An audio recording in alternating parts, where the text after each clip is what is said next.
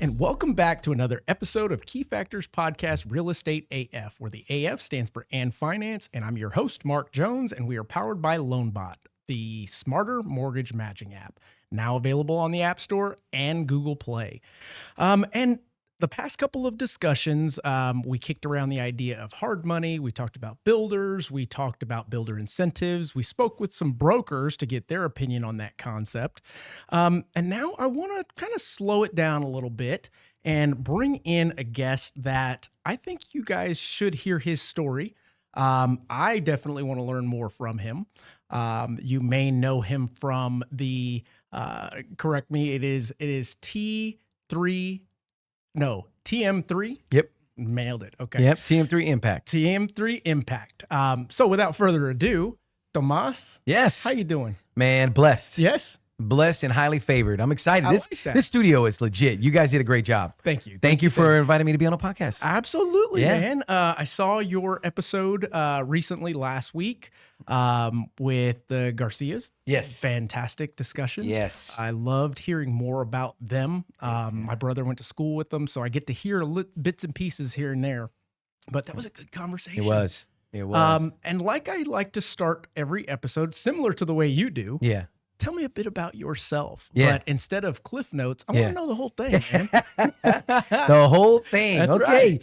Yeah. So Tomas Martinez, born in Georgia. Okay. In Fort Benning, Georgia. My Military? parents were military. Yeah. They met in Fort Benning, Georgia. Okay. And they met there, and it's awesome. The next thing you know, we are on our way to Hawaii, where Okay. my sister was born. Wow. So moved to Hawaii. Again, parents both in the military. And then from Hawaii, my sister's born, we go to San Antonio, Texas, Huh. which is why most people end up here. It's because of military. It wasn't for the weather. Yeah, was it for the weather? No. It was for the military. And, we end up in San Antonio, and I loved it. I remember as a young kid growing up, I grew up over in the Glen. I don't know if you're familiar with the Glen. Oh, yeah. So right there by Roosevelt High School, Montgomery Elementary Oh, yeah. is where I went to elementary school. AKA the hood. Yes, this was definitely the hood. This was definitely an interesting, time frame. But I'm going to tell you, it was one of the most fun time frames to grow up there because we were outside every stinking day. Yeah. We were playing football. We were Yeah. playing we played basketball on a milk crate. Dude. That's On a milk crate. that's the real deal right there. It was a real deal. And I remember David Brown, shout out to David Brown and his family. I remember the day that his dad bought a basketball goal. An actual hoop. An actual hoop. Y'all didn't know what and to he do. welded it to the top of because they had driveways. Sure. He welded it to the top of this deal. And we were actually shooting hoops in that thing. And it was like the coolest thing ever. I was young, so I wasn't, that good, and I didn't know what was going on, but all my buddies there. Of So course. grew up there, and then parents separate, and then I moved to Austin. Okay. And went to Buda, Texas. Okay. And lived there. Went to elementary. Went to middle school there, and that's when the dream of my real dream, which was NBA basketball player. That's where it Really? began. Okay. Yeah, I was like sixth grade. I told my sixth grade teacher, I'm going to be in the NBA. And my teacher, you know what she told me? She laughed at me because I was short. I didn't break 100 pounds until my sophomore year in high school. Oh, wow. Okay. Okay. Like I was little, Okay. like 5'3", 5'4". But I mean, you talk about the heart of just an And absolute tenacious, I crazy would person. imagine. Yeah. Crazy, tenacious, wild. Anyways, so she looked at me and she says, have you not seen, there was a magazine cover that said more people get struck by lightning than go to the NBA. Ooh. And I saw that in the sixth grade.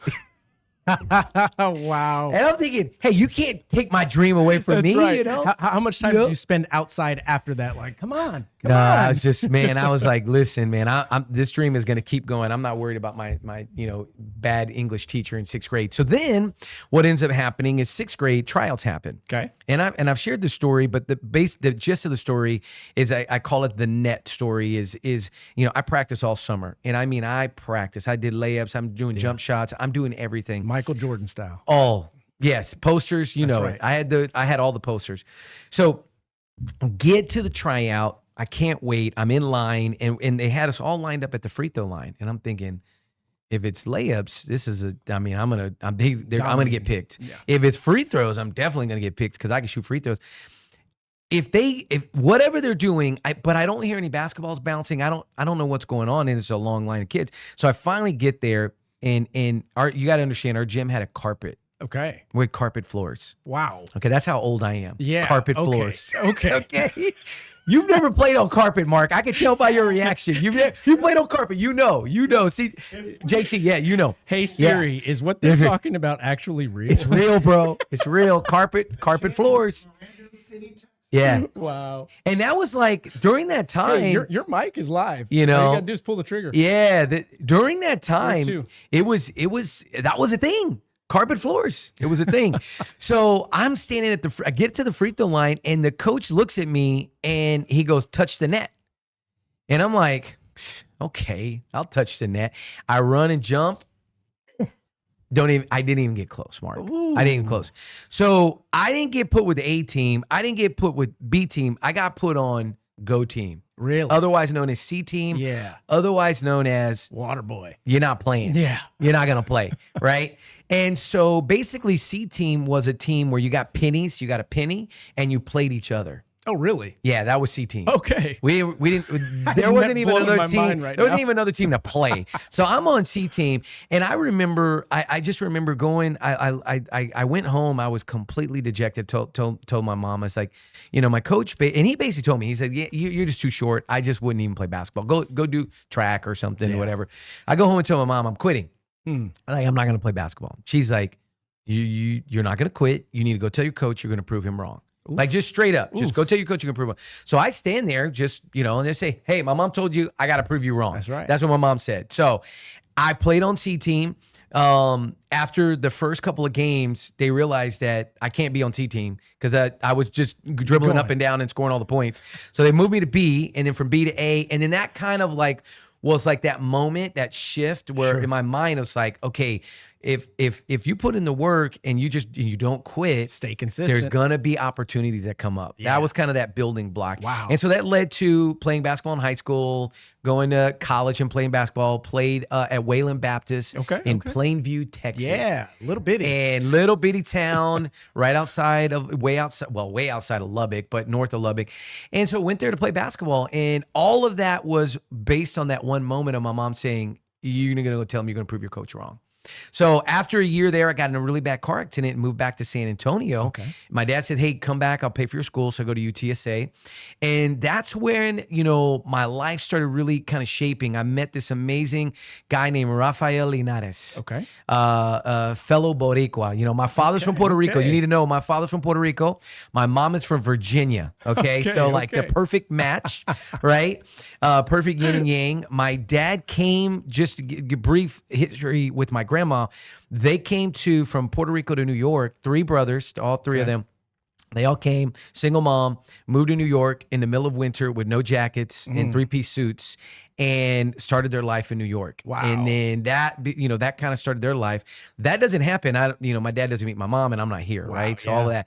So I get to UTSA. I meet this guy, Rafael Linares, and he starts talking about the Bible. He starts talking about church. And I just was like, I kind of gone to church when I was younger, in middle school and high school, but never when I was younger. My parents didn't go. But I went when I was in high school, and I knew that I needed that in my life. I knew that I needed that structure and everything. And so I was like, yeah, Rafa, that sounds cool. Okay, great, whatever. I was like, but I don't know. I call me. So he kept calling.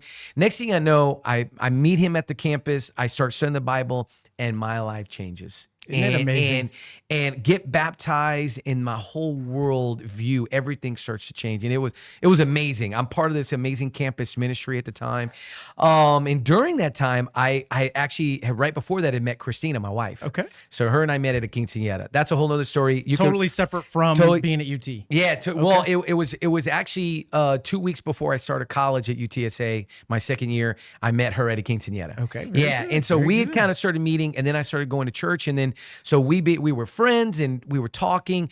And then you fast forward, I get my degree. I'll kind of do the fast forward here. I get my degree in teaching, decide I want to be a teacher, and start teaching. And in the meantime, my wife, Christina, at the time, we met prior, and then we started meeting again. We meet back at church again. We get married.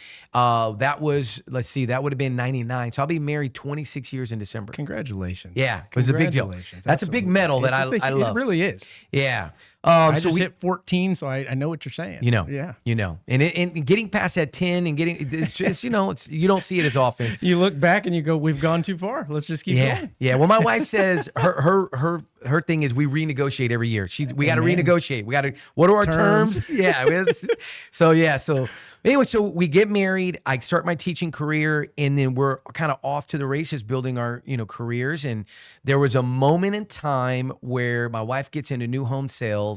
And that's where this whole, me became Luxury Home Magazine, all of this. Sure. It started with her getting involved with the building world. Okay. And she got hired at Toll Brothers, and then she started working with McNair. Okay. So she knew this world. She was so really she good started at sales. off in the custom world.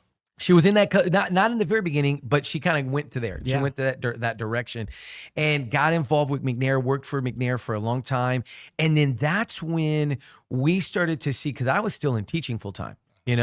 That's when we started to see like, well, maybe there's something that there's a combining of what I've done, because while I was a teacher, I started speaking. Okay. I became a speaker and traveled the state of Texas with 40 Farrier, where I was teaching teachers how to really do better in their classes, in the tax test. Motivation, motivating their kids. So I did that for a long time. I actually talk about that in my last podcast, which was really cool. Then, so at one point, my wife says, I think I need a magazine. I need to create a magazine. And I'm like, well, for what? And she's like, well, if I create a magazine, I could advertise my listings and some of the listings that we have, and then we can mail it to people. And I thought, that sounds really expensive and dumb. But, okay, tell me more. And at that time, there was no Zillow. No, there was Zillow. Okay. Yeah. This would have been 2010. Okay. So there was Zillow at that Zillow time. was This would have 06, been 2009, 2010. So Zillow was around. But in terms of like getting inside of a house mailed, you had flyers, but there was no magazine. There was nothing like that somebody could flip through. And so we were like, that sounds interesting. So we went on a cruise with our son. Enzo was about 18 months at the time. Okay. And during that time, you nap. You remember when you napped your kids, how beautiful that was? Yeah. And you would nap with them? Absolutely. Oh, if we could go back to the days of napping. That's right. So awesome. But we were in the room and we were kind of napping with Enzo. But at one point, Christina, while he had fallen asleep, she's like, I really think we need to figure this magazine thing out, because it would really help me sell more houses. And I said, okay, well, let's figure it out. So we get back home, go to local coffee, and we were just like, what are we going to call it? And we typed in Luxury Home Magazine.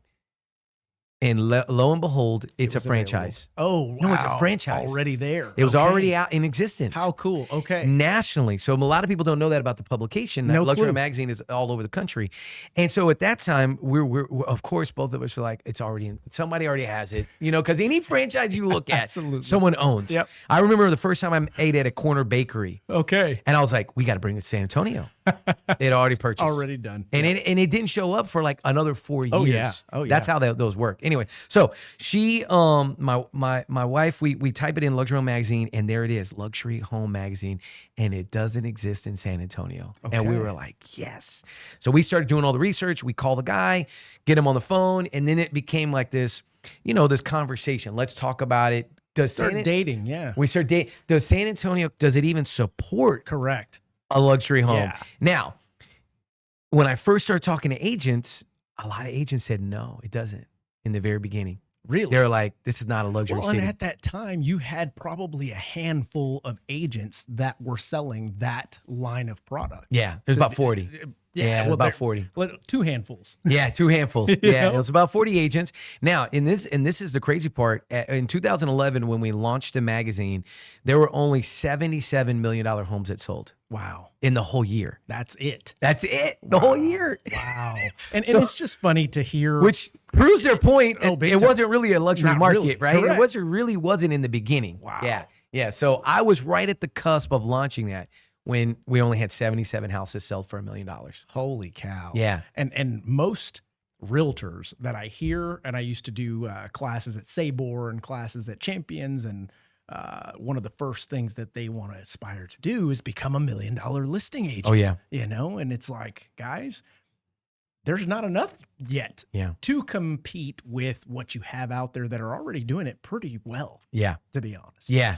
Yeah. So I think, the TV definitely played in that, the reality shows, Yeah. the $1 million listing. For sure. Which, I've met Josh. Josh has come here. He spoke at my real estate summit back in 2014.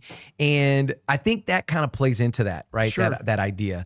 But what we found is that there was an opportunity to really market luxury listings, even though a lot of them weren't selling. We had them. We had about 150 to 200 on the market, but they weren't selling. It was taking, 2 years. I think the average days on market in 2011, you're looking at, anywhere from 340 to, then I think one year was 600. Oh, it was taking a long time for those to sell, right? But that was the norm. That was a norm. That was the norm Yeah. in that instance or that time frame in our industry. Yep. And I think it's pretty cool, especially having purchased a home that's been in that magazine over and over, et cetera.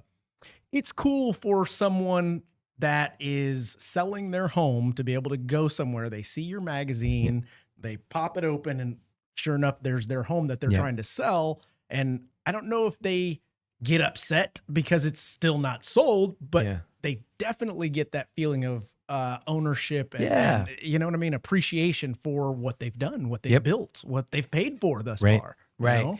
Yeah. And so what we noticed right away is that agents needed a tool that could get in the household so that they could get those listing at bats. Sure. So that they could get those opportunities to get more luxury listings. Right. And so I remember we kicked it off. I met with, you got to remember, I went from teaching and speaking, to now I'm going to sell to the top agents in San Antonio. With zero real estate experience. I had no experience in real estate. I had my license. Now in 2009, I got my license with my wife because basically she became an individual agent and at a point, and so we both got our license together, right? Okay.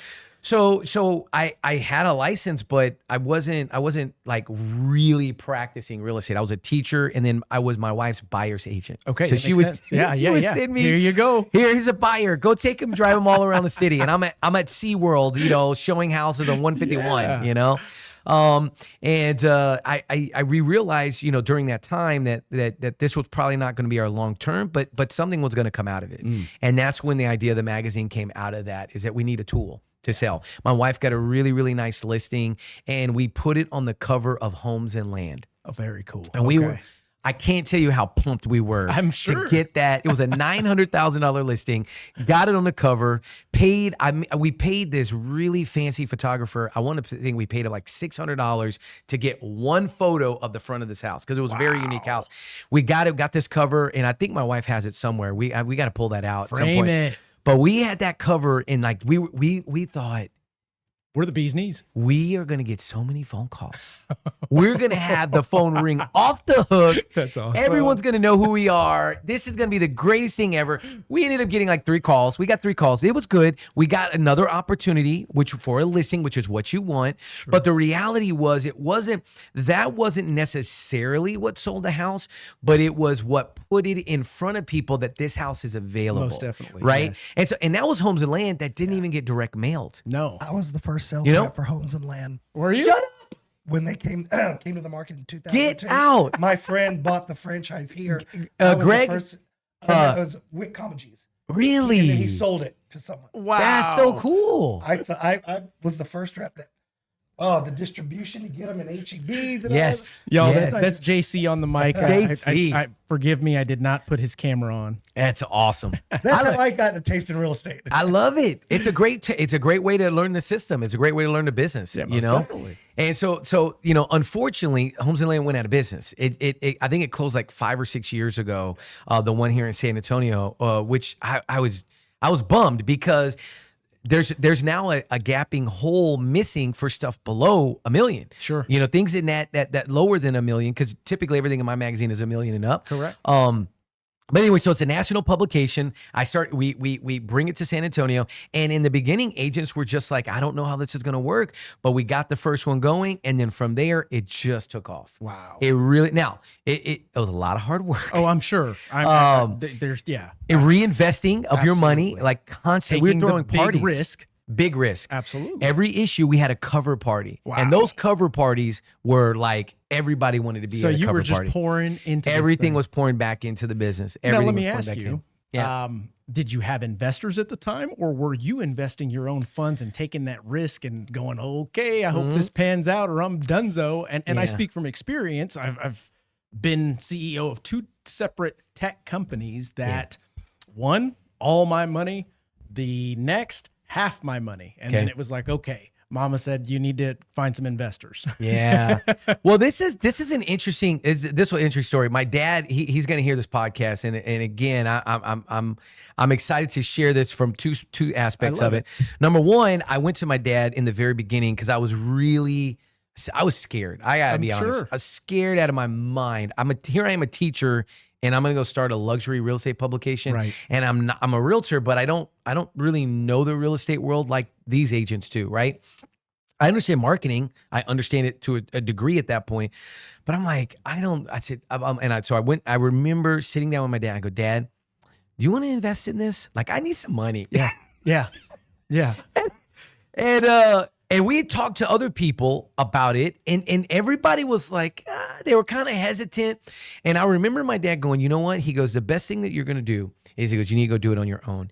And I was like, and I remember this feeling of like, Brother, I'm right there with you. you know that feeling. Well, same situation. Yeah. happened. You need Yeah. to do it on your own. My dad, Yeah. he's like, you need to do it on your own. Yeah. And that turned into what we are and where we are today. So damn it, Dad. But at the same time, thank you so much. Yeah. You know? Well, and part of that is the part about it is interesting is that I was a Dave Ramsey guy. Okay. Like hardcore. Okay. All right. Like I'm talking your like heart. no, yeah. I'm talking like no credit cards. None. I didn't have any credit cards. Wow. I had no debt other than my mortgage. I had all my cars were Yeah. paid. We were like I mean we had even did the envelopes at one point, like wow. cash and envelopes. Okay. Like that's how hardcore we were. Wow. Okay. So at that point, you had not really felt the idea of leverage No. to gain. no. Wow. No, Okay. No. Like and even to a point after starting the magazine, I had some really dear friends, Brad, who sold me my franchise here, who was the owner of all of them. Okay. I mean, even to the point where he'd make fun of me. He's like, no, did Dave Ramsey tell you to do that? Like, I mean, it was a thing. awesome. All right. That's awesome. So here I'm a Dave Ramsey guy. And I remember this distinctly. My dad's like, he goes, just take a loan out on your cars. Both my cars were paid. And I remember like that feeling of like, I'm going to have to not only leverage everything that I have in my bank, which give it all that up. Now I'm going to leverage my cars. That's right. And take the Put money notes out on 'em, and yep. put notes on my cars. And I went home and I told I remember telling my wife, I was like, okay, I think we're going to have to take notes out on our cars. And yeah, the Dave Ramsey thing, we're probably just going to have to like, Let's put that under the table. we're just going to for a have to minute. like just pause that for a second, you know? And we did it. I called USAA. I couldn't believe I had a Toyota Highlander. They gave me like $15,000 for my Toyota Highlander, which was paid off at the time.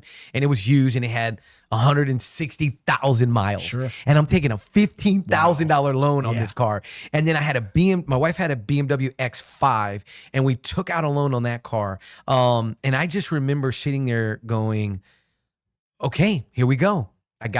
There's 25,000 more plus what we're putting, and now we're all in. rolling. I pushed all the chips in. That's right. And it was a moment of just like sheer of like, I like, this is wild. And we're going in debt to start this business. That's right.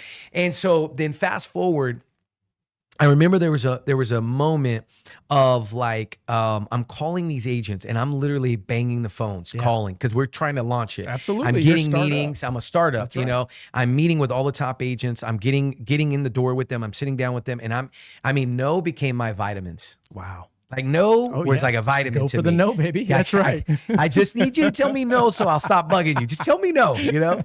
And I'm banging the phones, I'm calling. And there came a point where, you know, we get that first magazine printed and we get it. It's 32 pages. Okay. And we got it to the finish line. I remember it took forever to get it. They delivered it to my house.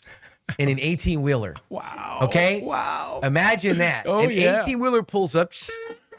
It's pulling All down the these pallets. mags. I have 4 pallets of magazines in my garage now. Holy Now cow. the mail went to the mailing, and Yeah. that was separate. But I had these pallets of all the boxes of all my magazines, and I remember opening up the first magazine, and I just cried. It was know. the most emotional, I know surreal that feeling. feeling Yep. ever, you know. And I'm looking through each one, and I'm like, well, now I got to deliver them. Mhm. Now I got to get these out, and so get them all out, Yeah. and then I got to sell the next issue. That's right. Right? But right as I was about to sell the next issue, I remember there's that moment in time where I'm going like, because you don't make any money. The first magazine doesn't make any the money. moment is, am I in over my head? Yeah. Am I, are my skis out front of me? Or are they back there? I mean, I know that feeling. And you Yeah. mentioned that the idea of having that fear. Oh, yeah. In my opinion, being a business owner, running some startup companies, if you don't have that fear, it's probably not worth doing, in my opinion. Yeah. You know, it's not big enough. Maybe you didn't reach far enough, risk more. Yeah. Maybe your message, whatever it is that you're trying to get across to sell, maybe it's not big enough. Yeah. You know? Yeah. But in your case, it was, because you got that, woo, here we Yeah. go. Well, and then the other thing what it made me think about is, you know, that, and just going along what you're saying is that when you hit that wall, there's a wall that every entrepreneur hits. Absolutely. And you may hit 10. You may hit 100 walls. You may hit one every morning when you get up, and you're like, you're going to hit that. But when you hit that wall, there's a moment of you go, okay, I could quit and I could just go get a job. Yep. Right? Okay, I know that I could get hired and I could go teach and I can go do whatever. You know, at that point I had my master's degree. Okay. So it's like I could go back to what I was doing before. But I remember there's a moment I was doing, and I thought about my dad, because there was that moment where I wanted to quit. Mm-hmm. There's been several. And I go, it's all my money. Yeah. I can't quit. Mm. Like I've put everything in. Yeah. If it were other people's money and I had a cushion, Sure. I don't think I would have pushed as hard. I don't think I would have had the desire to get to making money as quickly as we did. Sure. Right? The motivation, because it's all us. I'm like, I can't let this fail. There's no way this could fail. right. You know, I can't let it fail. And so all of that really created the daily motivation to keep banging the phone, to keep calling, to keep doing the parties, to keep moving forward. This is going to work. It's going to be successful.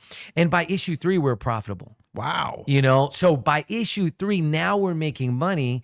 And by that point, I could hire my wife and get her on. Tomas, that's me. impressive. Yeah. That's a beautiful business model. Yeah. Yeah. And I would imagine that they had already created this concept of this is our margins. This is what we do. You've got to get it to X amount of people, but you got to do it again next month and the next month. You got to keep it going. Right. Yeah. And the other piece to that is you got to get people to commit long term to your magazine. Yeah. Like the reason why most magazines don't succeed is they sell one issue and that's it. That's right. Just give it one issue. No. You can't build a business or reputation off of just one ad one time. You got to commit to a longer term. And so in the beginning, that's what I sold. I sold all year-long agreements. Absolutely. Now I sell 2-year agreements. Now I have a guy on 3-year agreement. It's beautiful. So that was the model, and that's what really got us to that next level. But it was, I can't fail. This is all my money. Oh, and by the way, I have like a 1-year-old, or at the time he was 2. Oh, wow. He's like a 2.5-year-old. Oh, yeah. And so you can't fail with a 2-year-old at home. And every day you're running home and daddy, you know, In it's like, between, yes. It's like motivation. And now that my wife was on board, she was able to up level me, because I'm a solo cup guy. Like I'm a red solo cup guy. I'm not fancy. Right. My wife is crystals, glass, you know, Tiffany boxes. Like she's Highlander, got the vision. BMW. Yeah, she's got the vision. Exactly. She's got the vision. Whereas I just was like, okay, let's be effective, but let's make it happen and execute. She sees the finer details, which is what I needed to now really expand. Yeah. And so, so that's how we got it off the ground. Started Austin that was in 2011. We started San Antonio. And then in 2013, I start Austin Luxury Home Magazine. Beautiful. And let me tell you, Different market. Different market. It's like traveling during that time. This would have been 2013. It was like going in a spacesuit, going to another universe, Wow. trying to sell something. Oh, I can imagine. That's how difficult Austin was. wow. It was so much harder than Yeah, San because Antonio. you've got your in crowds of that luxury 40 agents or Yeah. so that are tight knit. Who is this other agent that comes in? I can imagine not only is it the same in Austin, it's almost It's double. harder. It's harder. almost double. It's harder. Yeah. And plus at that time, there were a lot of magazines. There were a lot of options, you know, so we were competing with other publications. And then new publications popped up right after we started because people saw that there was an opportunity there. Because Austin, just to give people an understanding, year to date, Austin has sold $2,500 million homes. Okay. Any guess on San Antonio? Oh gosh, I would have to. Year to date, what if San Antonio? I'm gonna put Mark on the spot here. I'm gonna say, and JC, you get to vote too. I'm gonna say 150. Okay, $150 million homes this so far this year. I'm going 92. 92. Okay, this year we've sold $656 million homes. Way wow. better. Yeah. Way better, Wow. right? Yeah. Now, mind you, is this also because we've had massive growth in our property equities? Yeah, for sure. You know? Yeah. But we've been selling over 500 since before COVID. I mean, Okay. we've been that's a consistent- increased. It's been consistent. Yeah. You know, every year it's gone up. This year it's going to eclipse even the COVID year, which is rare for us.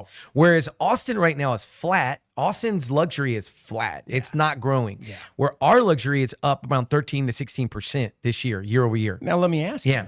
you being so entrenched in this, and I know you know your stuff, what do you think the reason for that is? I've got my beliefs or Why there's so many $1 million homes that are selling? Correct. So two things. Number one, where more people are coming here, that $1 million house is like not a big deal. that's where I was going Right? with it. Yep. $1 million house is like $1 million. Yeah. And I get the land too. Correct. Right? That's Like you're going to correct. give me 14 acres. Yes. So people freak out when they see our value in comparison with the land. absolutely. Right. So that's one. Number two, appreciation. Every realtor, if you're listening to this in the car, right? You have this on Apple, right? Absolutely. If you're listening to this in the car, you've walked into a KB house that's $1 million, and you're like, "How is this $1 million house?" That's right. Yeah. Every agent has experienced that. That's right. You know, and you're like, well, it's location and it's the size of the home, Size of and the it's $1 million house. You know, right. so our appreciation is another factor to that. Plus, what I also think is, I think San Antonio has been very conservative. This would probably be the third little. San Antonio has been very conservative. We have a lot of business owners that do really well here. That's right. On the down low. And Absolutely. they've You'll all never know. you don't know. That's right. And they're all been very, you know, they've been subtle, but they get that they start getting to that point where they're like, okay, now I want to buy the big boy house. Yeah. But they're not too flashy. They don't want to go for the $8 million one that Bincon has in Dominion right now. They're thinking maybe 2 or 3, right? And so that 2 or 3 market, even though we've only had 11 houses over, I think it's what was it? Goodness.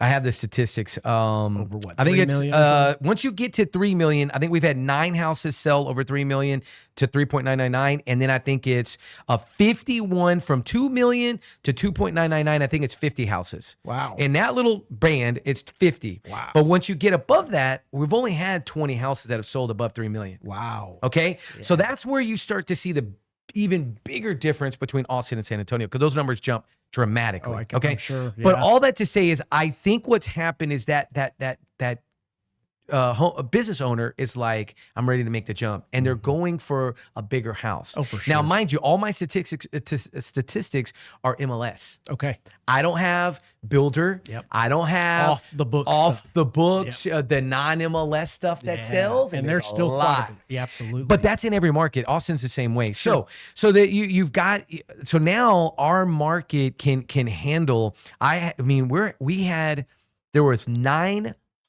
million houses on the market in San Antonio. wow, Think about that. that's quite a bit. That's a lot. Yeah. When I that's quite a started, bit. we were in the 200s. Oh, I can imagine that. So Wow. 15 years later, we're at Yeah. $900 You've got million the houses. appreciation, and you've got the concept of, and I hate to say this because I'm not against it. Yeah. The wealthy get wealthier in times like this. Sure. Opportunity Yeah. comes up. We tend to capitalize or are able to capitalize on that. Yeah.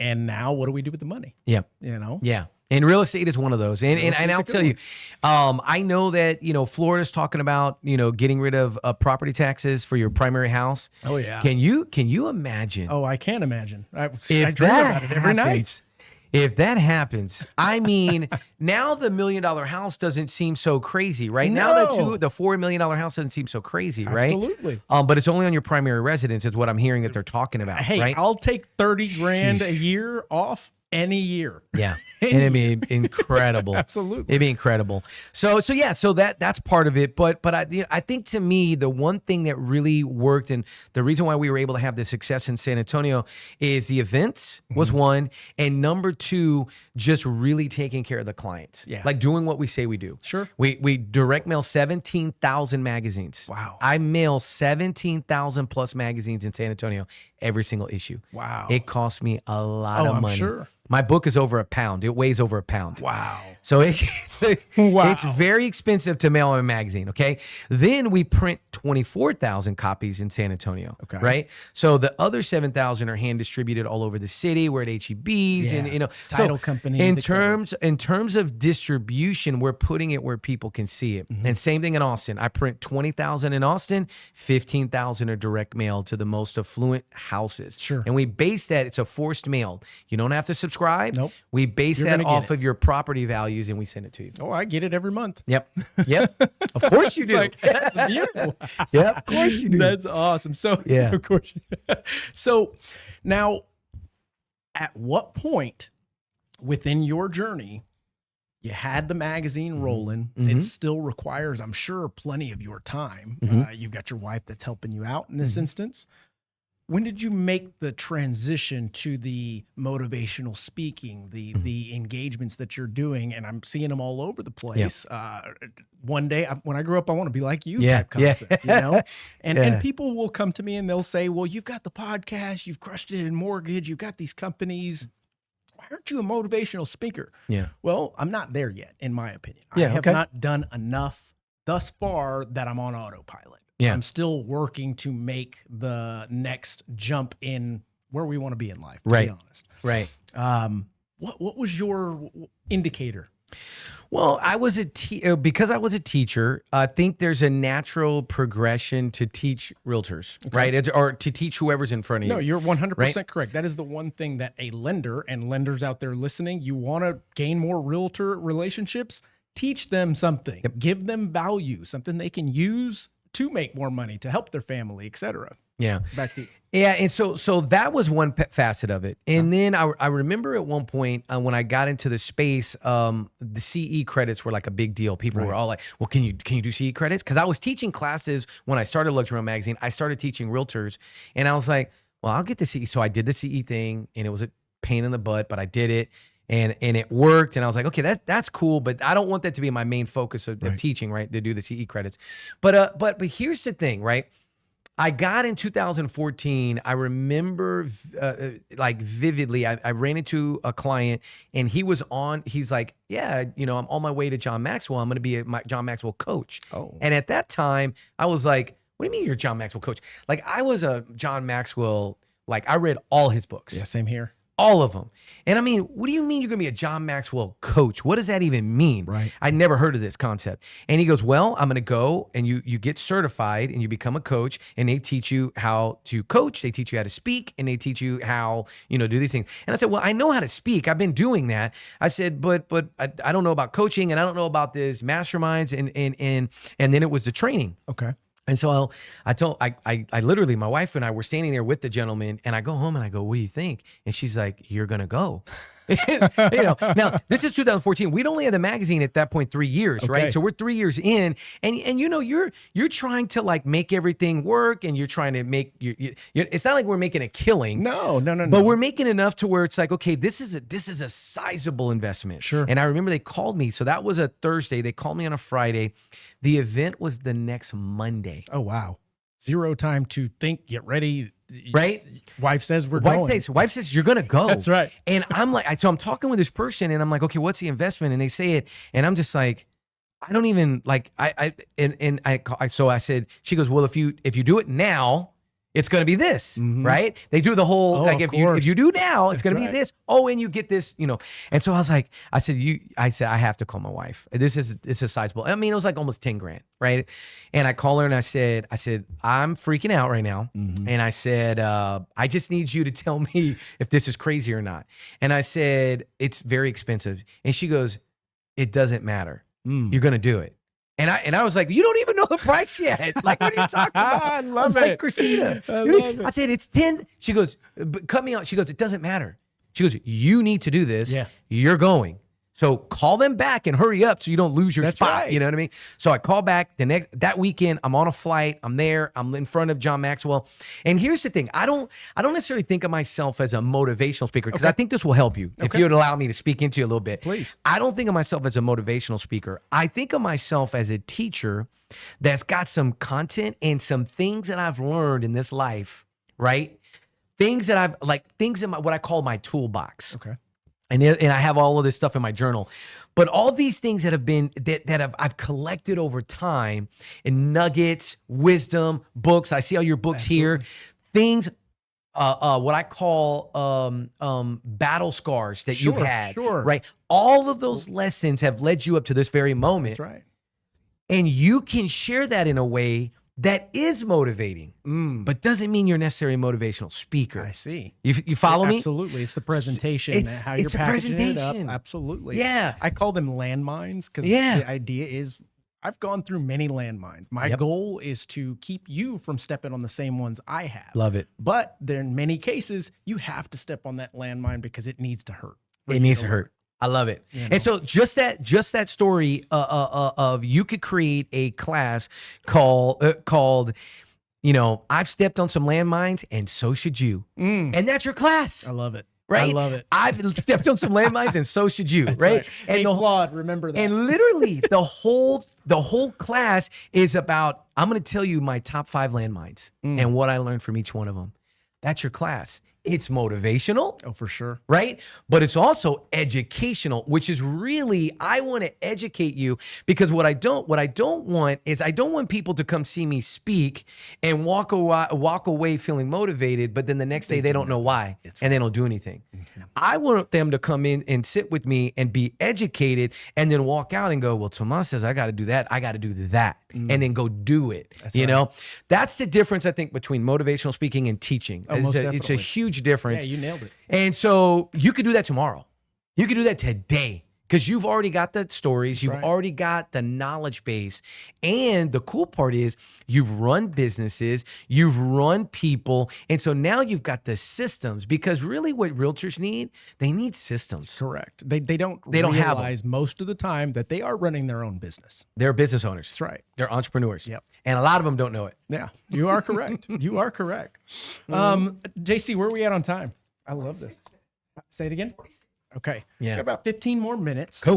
Let's talk about some current event stuff. And what I want to do is start with the idea of where you think the magazine is going to go as the future continues to do what it does. Yep. Without saying the obvious. Yeah.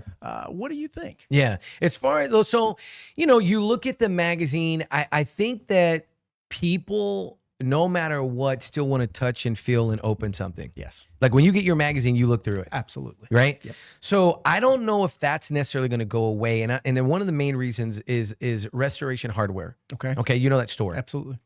They send out a catalog this thick. Mhm. We get it. Right. I don't know why they keep sending it to us. We haven't bought anything in a while. Years. Okay. Like a year. But they keep sending us this thing. This thing has to weigh about 2.5 pounds. Mhm. And it's this thick catalog of all their stuff. Why are they still printing that?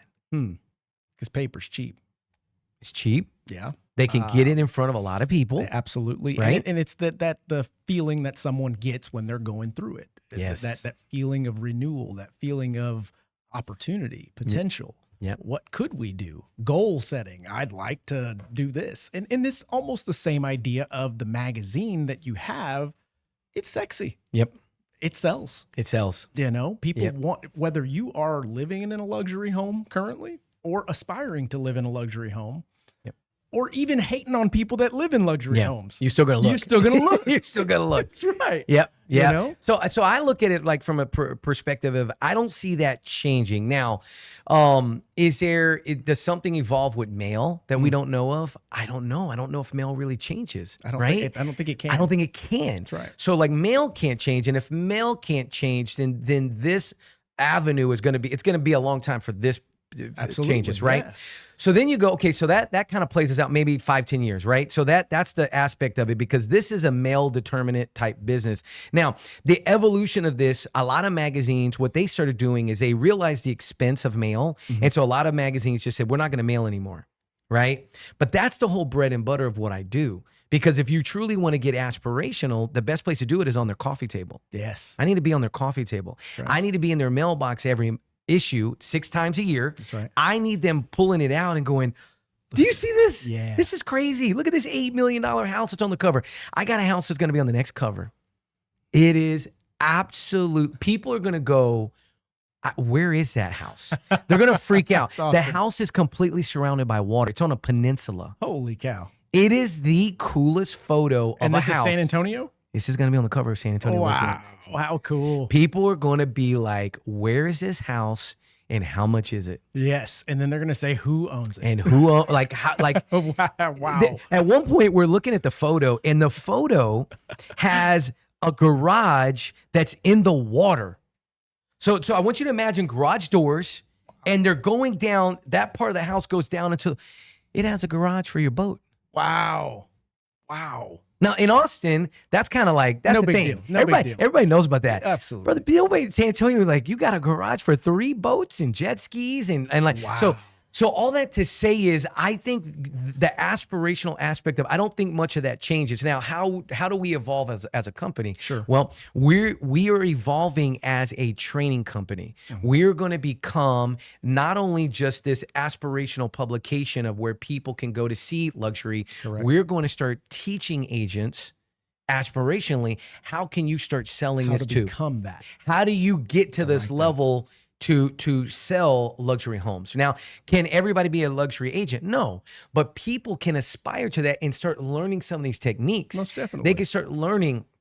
We call it the distinctive agent lab. Okay. And so in this distinctive agent lab, we're going to teach people how to leverage, amplify, and build. Beautiful. Right? How do you leverage your business? How do you amplify it? How do you get your message in front of people?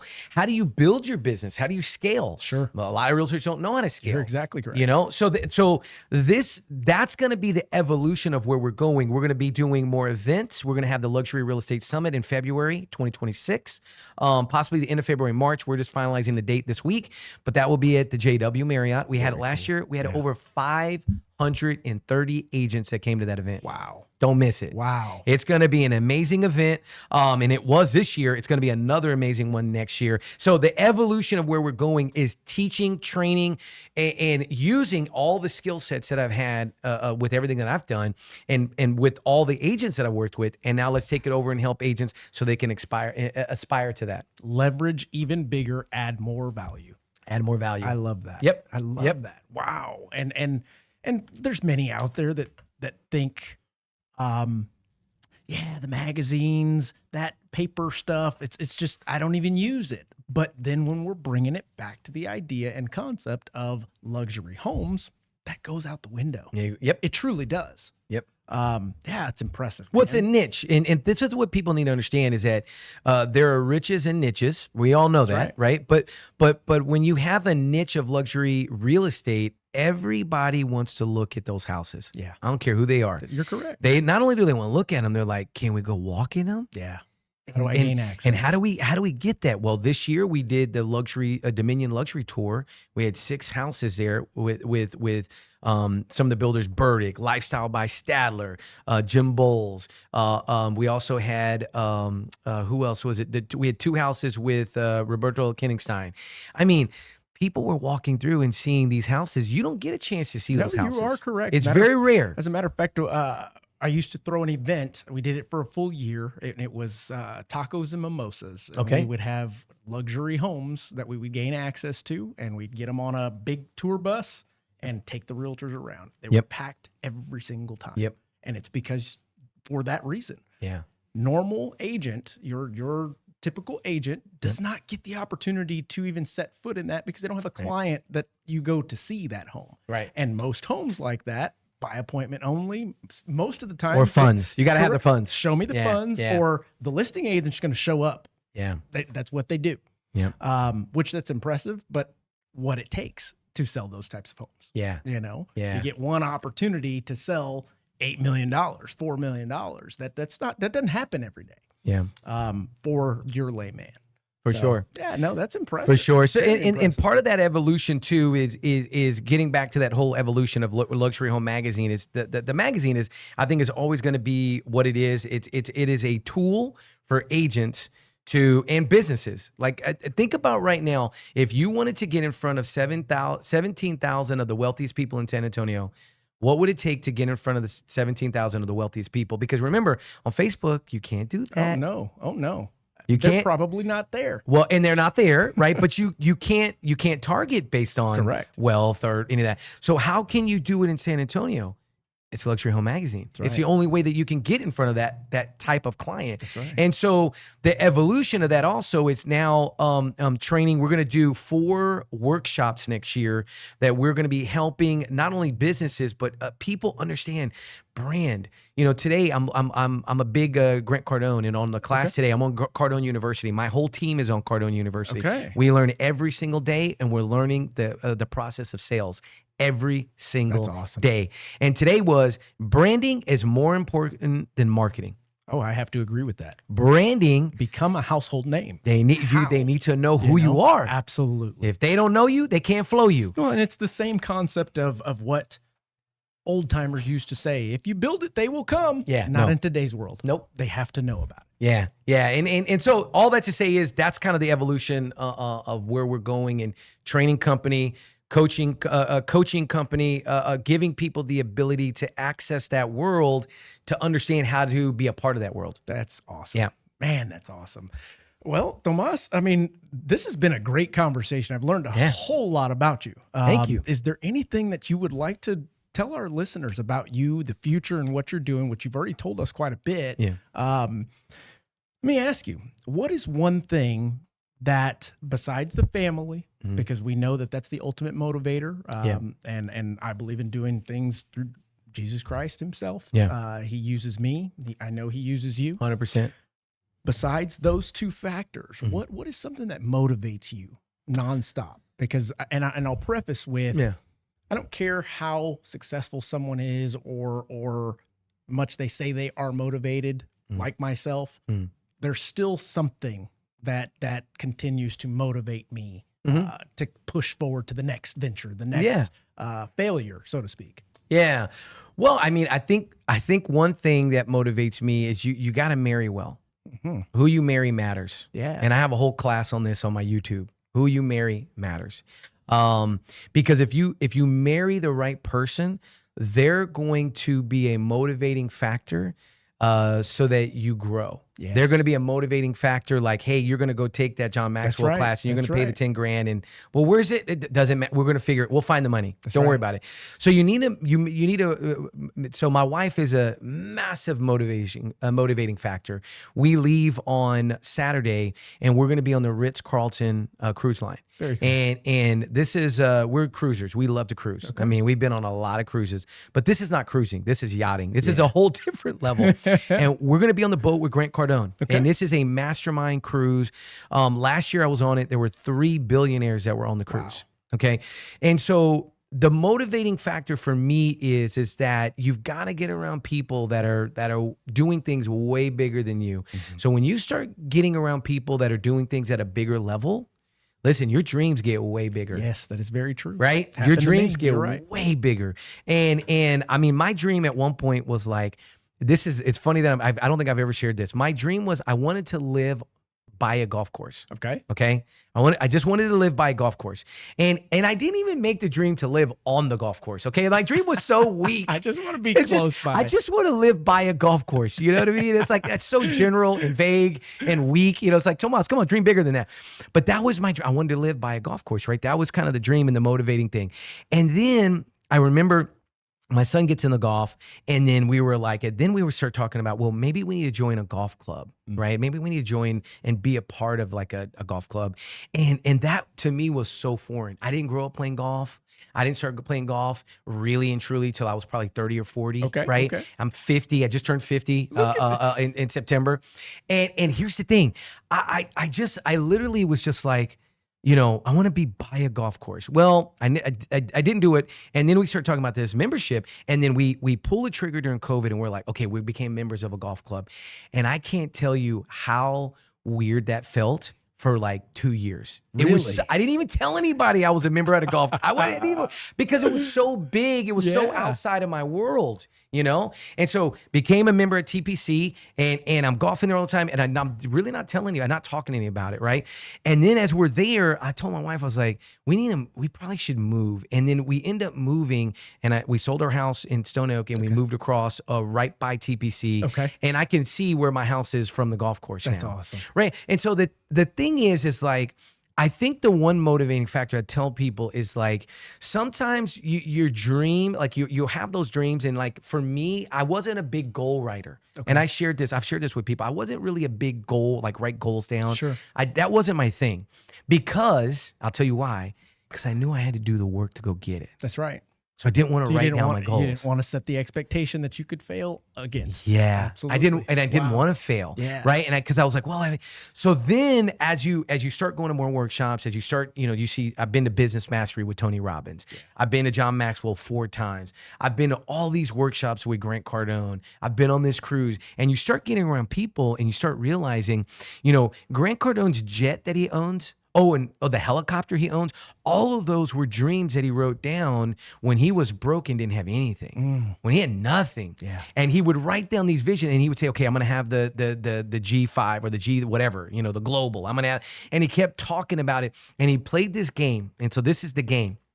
If you had when you're down on your luck, this is what Elena Cardone would make Grant play. You have $1 billion. What are you going to do with the money?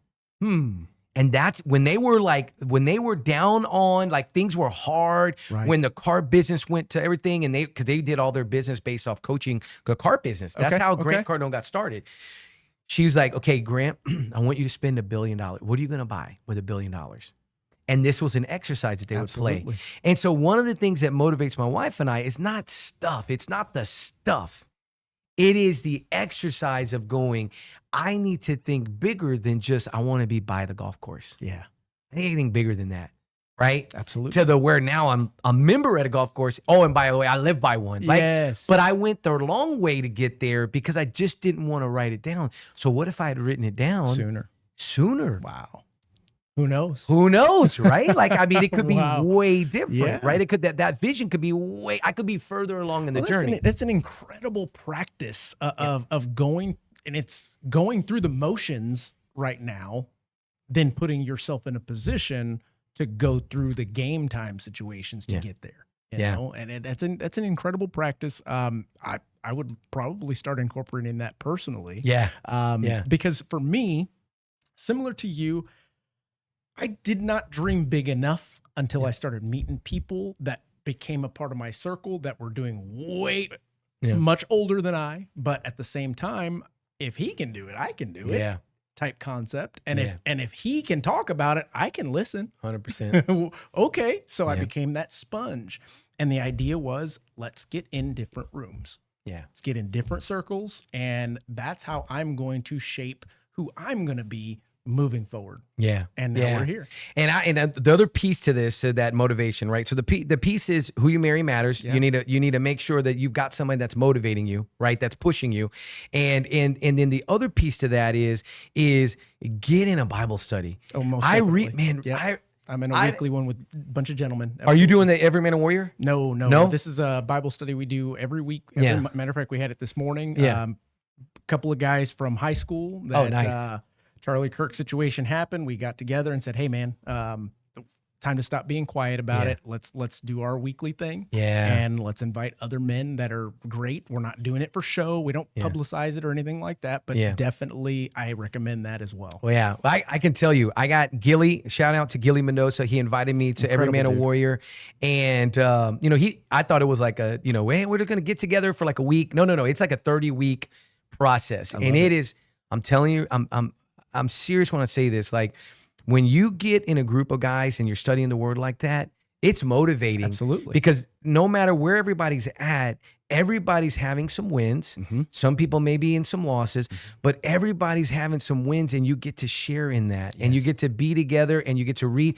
So I just find a Bible study, and I'm going to be doing one when I finish mine. Sure. I'm going to be launching my Every Man a Warrior, You and let me buckle know. up, Yes. because let me tell you, it's been incredible. That's awesome. Yep. That's awesome. Well, Tomas, this has been a great discussion, probably one of the top that I've had recently. No offense to those before, but we were talking about real estate and stuff like that. This is a little different. For those of you listening out there, if you do want to get in touch with Tomas, let's throw this up on the screen real quick, JC. This is the website that he has that you can find his bookings, videos, podcasts.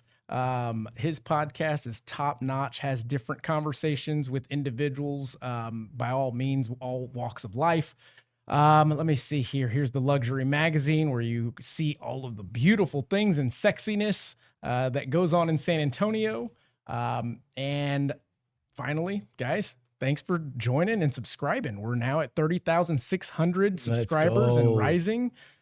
Don't know how. Yes, I do. We're consistent. We bring on guests like yourself, and we're continuing to do that. So Tomas, I want to thank you again for giving me all of this great stuff and allowing me to kind of pry into your life and your story today, man. Thank you. I really It's a lot of fun. appreciate it.